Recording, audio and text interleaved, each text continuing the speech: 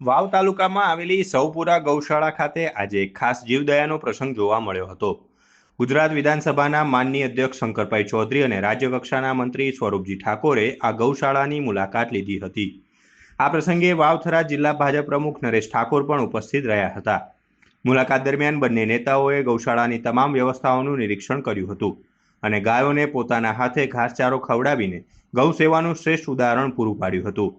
નેતાઓએ ગૌશાળાના સંચાલકો સાથે સીધી વાતચીત કરી ગાયોની જાળવણી અને સંસ્થાની જરૂરિયાતો વિશે વિસ્તૃત ચર્ચા કરી હતી.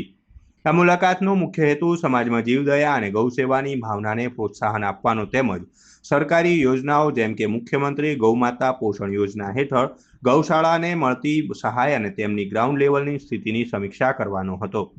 ગૌસેવા અને સ્થાનિક જીવદયા સંસ્થાઓને મજબૂત બનાવવાના સરકારના મક્કમ નિર્ધારને આ મુલાકાતે વધુ વેગ આપ્યો છે.